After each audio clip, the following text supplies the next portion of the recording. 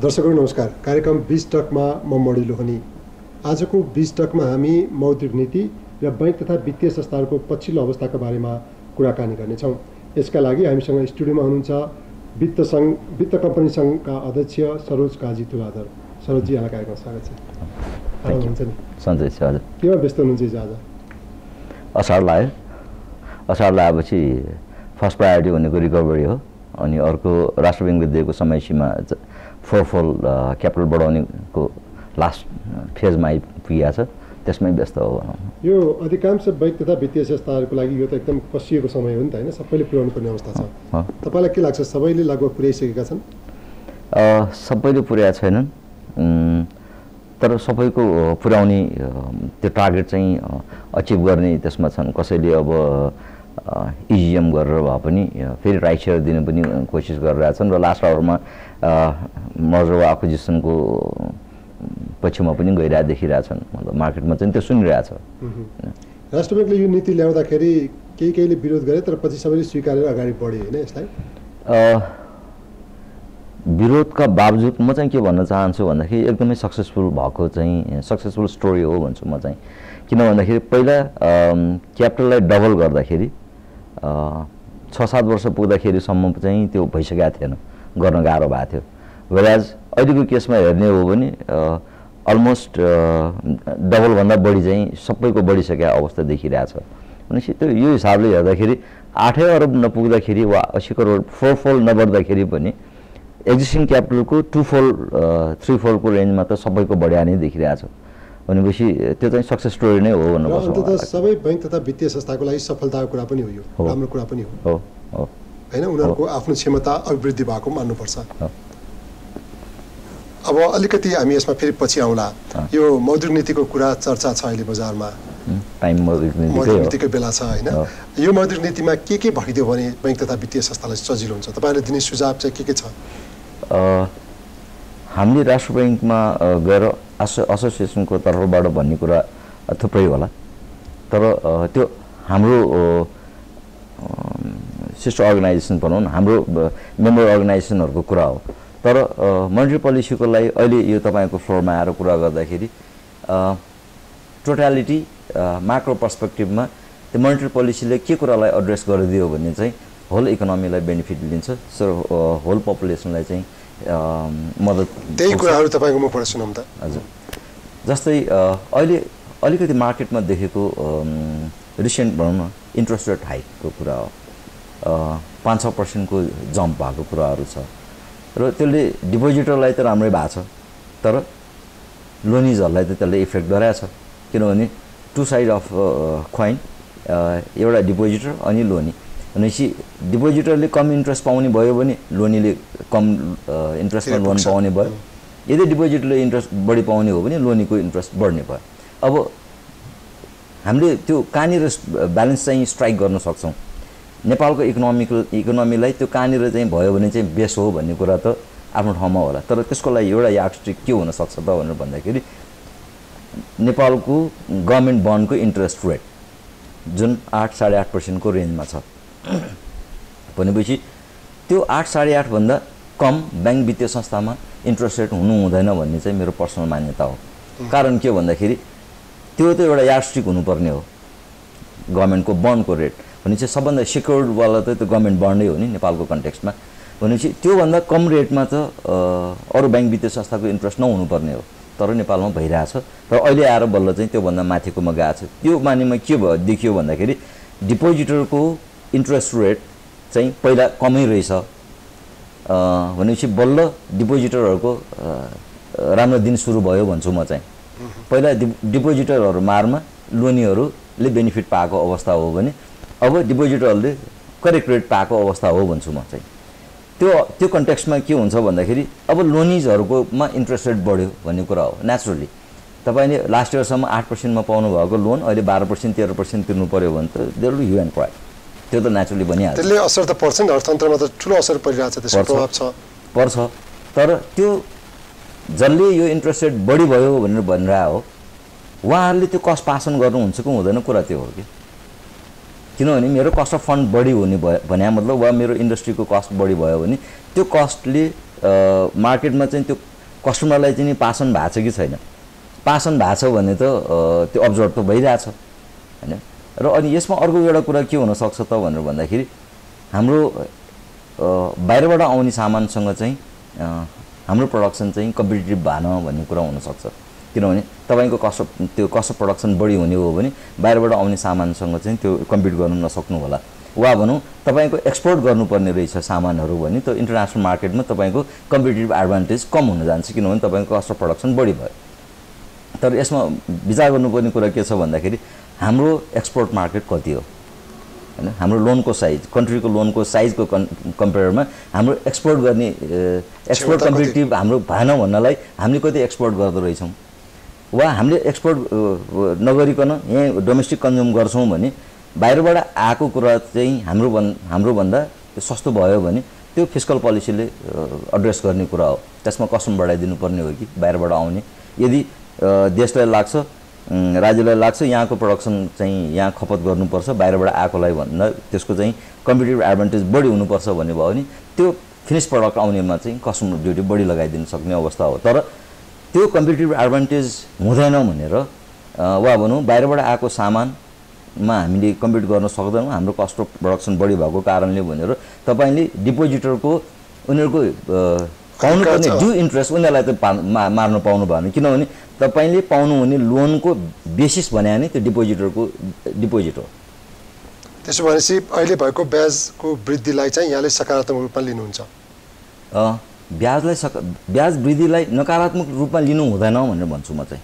किन भन्दाखेरि त्यो जुन स्प्रेड छ त्यो स्प्रेड घटाउनु पर्छ भन्ने विचार गर्नु पर्यो। मौद्रिक नीतिले यसलाई कसरी सम्बोधन गर्न सक्छ यो घटना यो कुरा जस्तो यसले लोनीहरूलाई त प्रब्लम भइरहेछ नि, उनीहरूले त 81 बढी तिर्नु परिरहेछ, उनीहरूले गर्दा त्यसले गर्दा प्रोडक्सनमा सम्म असर परिरहेको अवस्था छ, अर्थतन्त्रमै अप्ठ्यारो परेको छ भनेर चर्चा भइरहेको छ हैन। त्यो मौद्रिक नीतिले यसलाई कसरी एड्रेस गर्न सक्छ?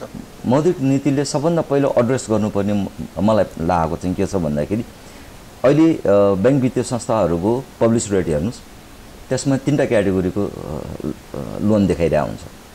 अर भनौँ त्यसमा रिसेन्टली आएको पब्लिस रेट हेर्ने हो भने base rate plus up to 6%, base rate plus 1% to 6%, त्यो भनेको त्यो त जस्टिफाएबल हुनु पर्यो। कस्तो क्लाइन्टलाई तपाईँ बेस रेट प्लस 1% चार्ज गर्ने, कस्तो क्लाइन्टलाई तपाईँ बेस रेट प्लस 6% चार्ज गर्ने? तपाईँले यसो भनिरहँदा तपाईँ आफै पनि एउटा फाइनेन्स कम्पनीको सिइओ हुनुहुन्छ, तपाईले दिइरहेको फाइनेन्स कम्पनी जहाँ तपाईँ आबद्ध हुनुहुन्छ त्यसले गरिरहेको काममा तपाईँ यसमा क्लियर हुनुहुन्छ यो कुरामा? Yeah pretty much sure in a sense हो।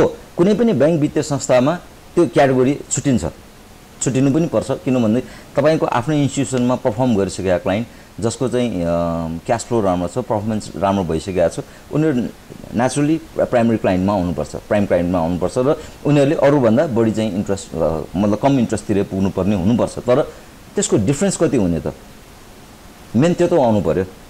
भनौँ ए भन्ने क्लाइन्ट छ, ए र ए बी र सी भन्ने तीनजना मान्छेले सेम बिजनेस गरिरहेछ। ए भन्ने प्राइम क्लाइन्ट, बी भन्ने चाहिँ स्ट्यान्डर्ड क्लाइन्ट, सी भन्ने अदर्स क्लाइन्टमा पर्यो सपोज भनौँ। यदि त्यो उनीहरूको काम त एउटै गरिरहेछ तिनैजनाले हैन, तर ए भन्नेले just because he happens to be a prime customer उसले चाहिँ बेस रेट प्लस 1% पाउने लोन लिँदाखेरि अर्कोले बेस रेट प्लस 3% र सीले बेस रेट प्लस 6% लिने हो भने त्यो सी भन्ने चाहिँ मार्केटमा सर्भाइभ हुनुपर्ने कि नपर्ने? सी भन्नेको लेभल प्लेइङ फिल्ड त अहिले भइरहेको त यही छ नि हैन? यही छ। त्यो भएर मेरो कन्सर्न चाहिँ के भने त्यो भएर यसलाई यो डिफरेन्सलाई चाहिँ कम गर्नु पर्यो। तपाईँ बैंक वित्तीय संस्थाले त्यो 3वटा मेन्टेन गर्ने भए पनि गर्नुहोस्, 4वटा मेन्टेन गर्ने भए पनि गर्नुहोस्, तर अक्रस द लाइन तपाईको कस्टमरको across the line across the product त्यसको डिफरेन्स कति राख्ने? 2%, 3%? त्यो त स्लोली ट्रिम डाउन त हुनुपर्छ। यो चाहिँ राष्ट्र बैंकले नै निर्देशिका जारी गरेर गर्नुपर्छ कि तपाईहरु बैंक तथा वित्तीय संस्थाले आफ्नो व्यक्तिगत रूपमै त्यसलाई कन्ट्रोल गर्न सक्नुहुन्छ? यो मोनेटरी पोलिसीमा आयो भने इट्स बाइन्डिङ हुन्छ, सबैले गर्नुपर्ने भयो।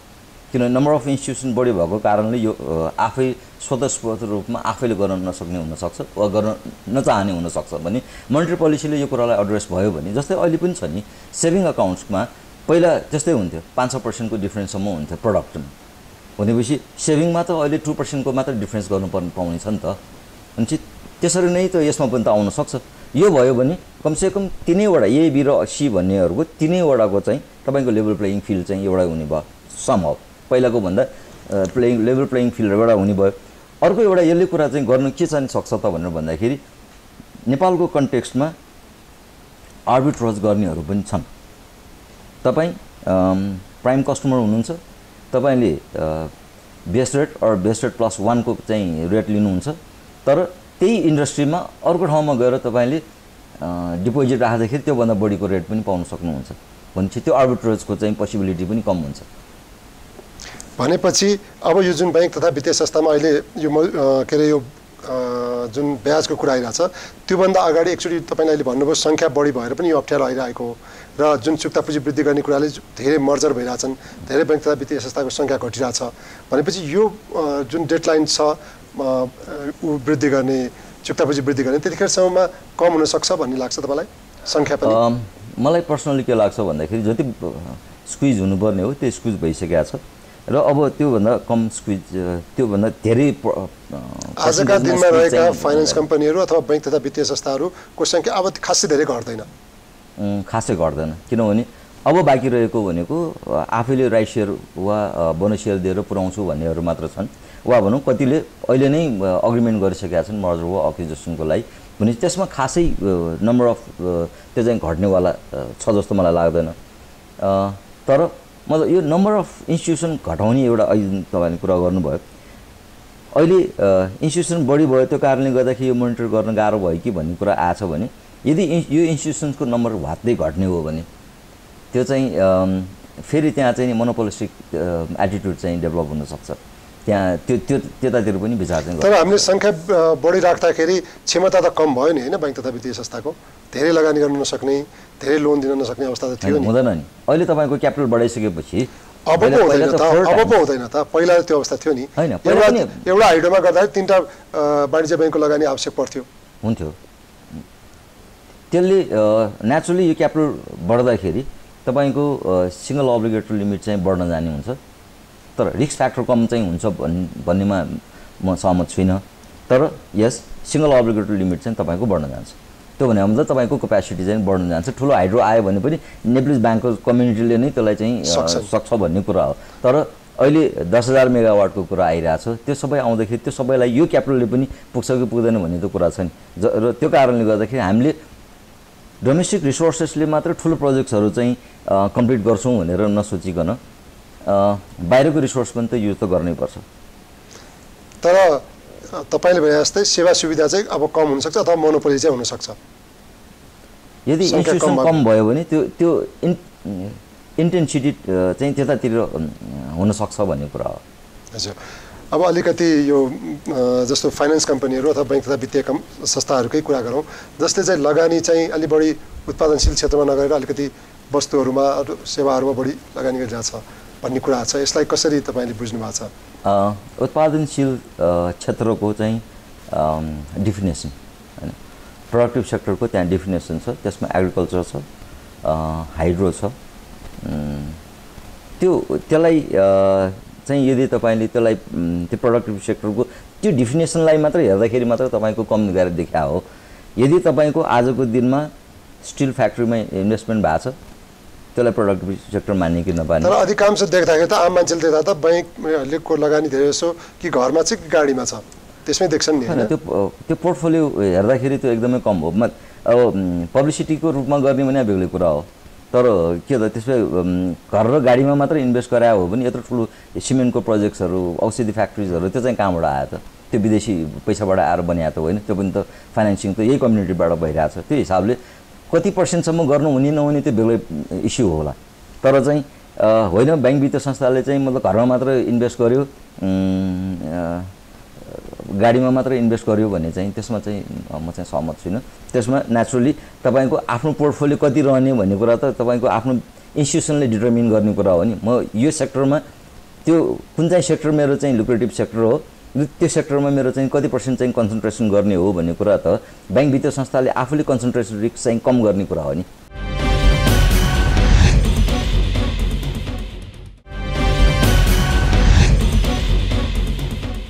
यो यो बैंक तथा वित्तीय संस्थाहरू चाहिँ एकदमै धेरै नाफामा जाने संस्थाहरूको रूपमा चिनिन्छ हैन अहिले, जस्तो त्यसकारणले धेरै लगानीहरू पनि भए। वा यसलाई यस्तो रूपमा लियौँ, बैंक तथा वित्तीय संस्था भनेको नेपालको सबभन्दा बढी ट्रान्सपरेन्ट इन्स्टिट्युसन्स छन्।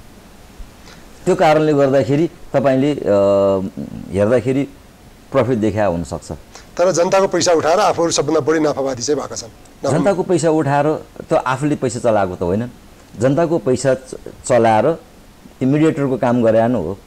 जनताको पैसा चलाएर जनतै हुन् नि त, इन्डस्ट्री र फर्म्सहरू त भने उनीहरू कहाँ पठाएकै हो नि, मिडिएटरको रूपमा काम गर्ने नै हो बैंक वित्तीय संस्था। नेपालमा सबभन्दा सजिलो अथवा सबभन्दा नाफा भएको संस्थाको रूपमा त बैंक तथा वित्तीय संस्थालाई लिनुपर्छ नि।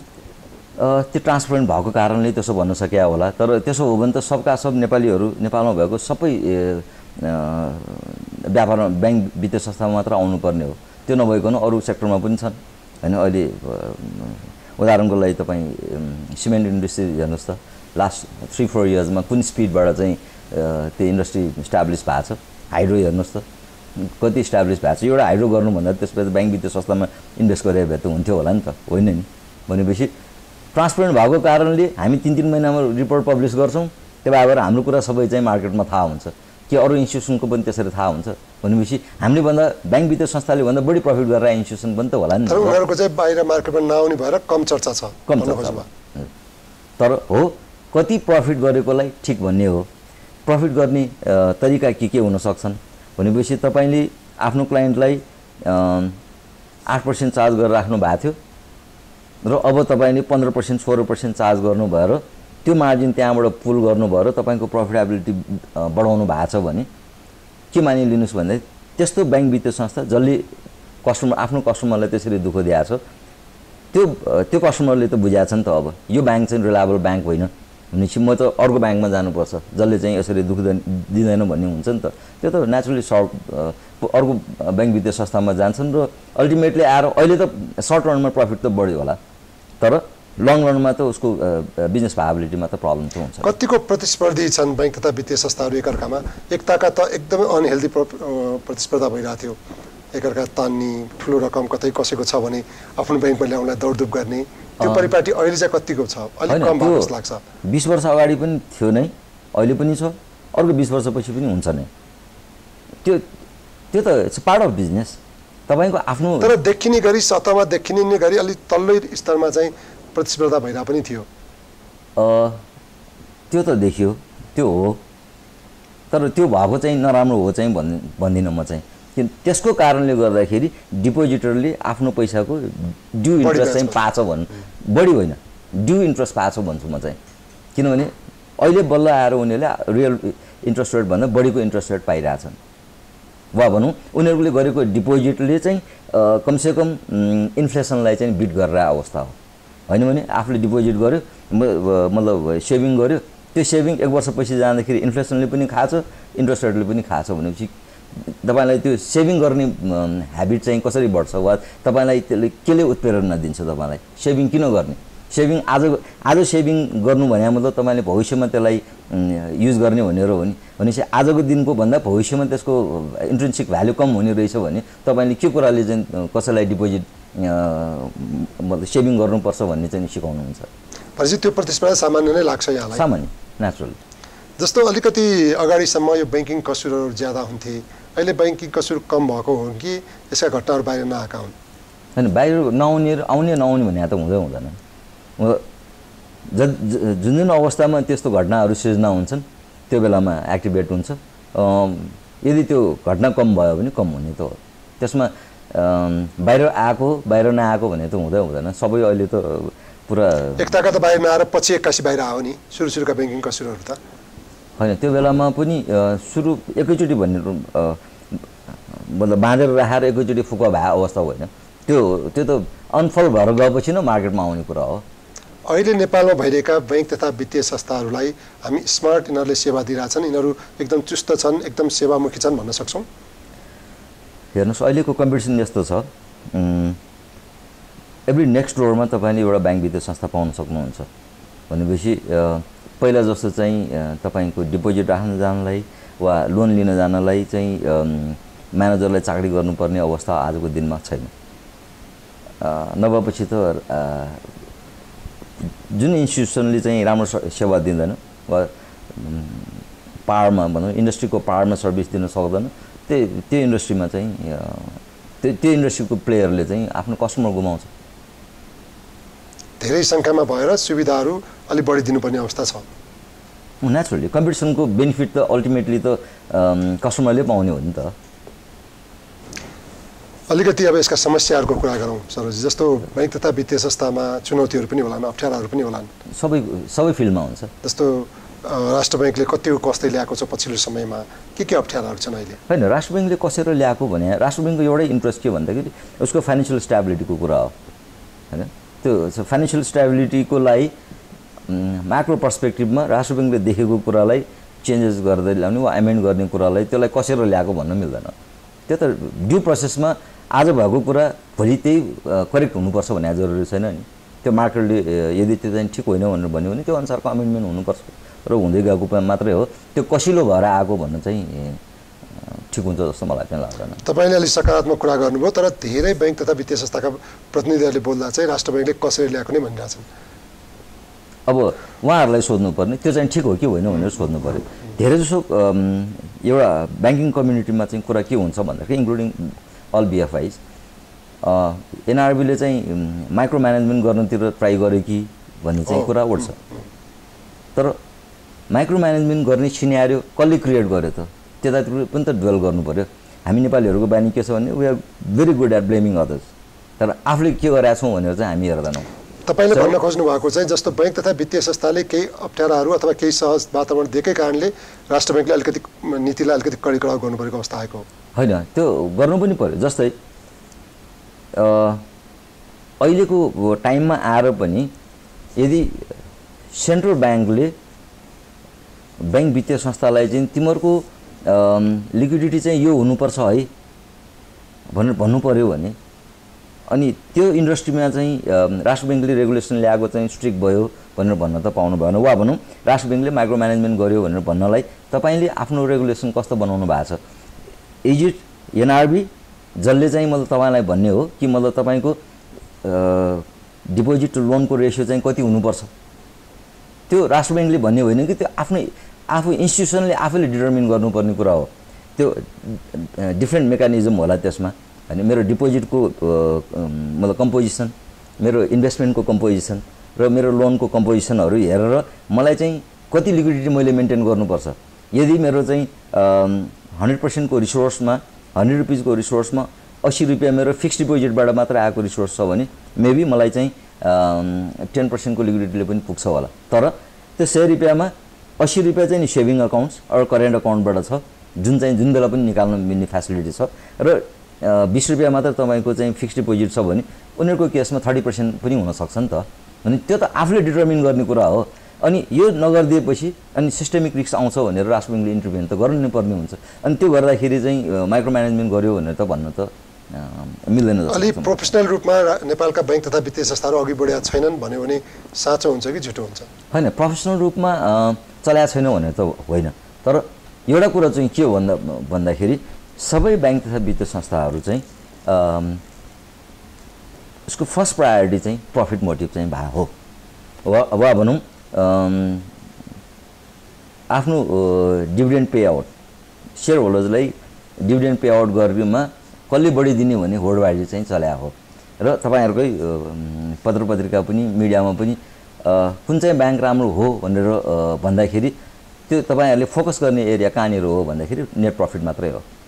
सो नेचुरली त्यो यदि त्यो फर्स्ट प्रायोरिटी त्यो नेट प्रफिट हो, यदि कुनै ब्याङ्क वित्तीय संस्था राम्रो वा नराम्रो भन्ने हो भने चाहिँ मतलब यो त स्वाभाविक कुरा हो। तपाईँको नजरमा सरोजी, तपाईँ नेपाल वित्त कम्पनी सङ्घको अध्यक्ष पनि हुनुहुन्छ, बैंक तथा वित्तीय संस्थालाई राम्रो मान्नको लागि चाहिँ के चाहिँ महत्त्वपूर्ण कुरा हो उसको नेट प्रफिट बाहेक? त्यसको लङ टर्म पर्सपेक्टिभ के हो, लङ टर्म भिजन लिएर प्रमोटर डाइरेक्टर्सहरू चलाएका छन् कि छैनन् होइन। प्रफिट चाहिन्छ, त्यो प्रफिट नभइकन काम कसैले पनि गर्दैन। तर अपार्ट फ्रम प्रफिट उसको लङ्गेटिभिटीको लागि इन्स्टिट्युसनको लङ्गेटिभिटीको लागि आफ्नो कस्टमर सेन्ट्रिक व्यवहार गरिरहेछ कि छैन। वा भनौँ यो ए भन्ने कस्टमर छैन भने बी भन्ने आइहाल्छ, त्यो भएर I just don't care about customer A, म बीलाई सर्भ गरिहाल्छु भनेर मतलब भएकोबाट चाहिँ बढी बेनिफिट लिइहाल्ने, अर्को चाहिँ देखा जाएगा वा भनौँ यो 1 वर्षको टर्म त हेरौँ, 1 वर्ष प्रफिट गरिहालौँ, नेक्स्ट इयर देखा जाएगा, अर्को नेक्स्ट इयरमा अर्को स्ट्राटेजी लिनुपर्ने पनि लिउँला। यसमा एउटा अर्को कुरा चाहिँ के आउँछ त भन्दाखेरि जो मान्छे कुनै इन्स्टिट्युसनमा तल्लो तहदेखि माथिसम्म आएछ उसलाई त्यो इन्स्टिट्युसनप्रति चाहिँ माया हुन्छ। अहिले बाफियाको पनि कुरा गरौँ वा भनौँ राष्ट्र ब्याङ्कको रेगुलेसनले पनि के भन्छ भन्दाखेरि सिओको टर्म 4 वर्ष मात्र हुनुपर्छ, त्यो could be to term conjugative term भन्ने छ। भनेपछि अब यसले चाहिँ एउटा इन्डिकेसन के दियो भन्दाखेरि जो सिओ बन्न आउने हो उसको फोकस भनेको 4 इयर्स मात्रै हो। उसले 4 वर्षमा उसले पर्फर्म गरेर देखाउन सक्यो भने हि सेलेबल। उसले 4 वर्षको लागि काम गर्न आएको मान्छेले तपाईँले 6 वर्षको चाहिँ कुरा चाहिँ किन गर्छ त, होइन? त्यतातिर पनि हुनसक्छ होला। तैपनि प्रफिट त प्रफिट, तर त्यो प्रफिटको कम्पोजिसन के छ त त्यो चाहिँ महत्त्वपूर्ण हो। र लङ टर्म पर्सपेक्टिभमा काम गर्नुपर्नेहरू भनेपछि लङ टर्मको लागि चाहिँ उसले के गरिरहेछ त, त्यो आफ्नो लङ टर्म सस्टेनेबिलिटीको लागि वा भनौँ लङ टर्म आफ्नो एक्जिस्टेन्सको लागि चाहिँ त्यो बोर्डले वा त्यो ब्याङ्कले चाहिँ के काम गरिरहेछ त भन्ने कुरा त्यो त्यहाँ पनि त इम्पोर्टेन्ट छ। हस् सरोजजी, हाम्रो कार्यक्रममा आइदिनु, यहाँलाई धेरै धेरै धन्यवाद। हस्, थ्याङ्क यू। दर्शकहरू, उहाँ हुनुहुन्थ्यो सरोजकाजी तुलाधर, नेपाल वित्त कम्पनी सङ्घका अध्यक्ष। उहाँसँग हामीले नेपालको वित्त कम्पनी बैङ्क तथा वित्तीय कम्पनीहरूको अवस्था र मौद्रिक नीतिका बारेमा कुराकानी गऱ्यौँ। आजको 20 टक यति नै। नमस्कार।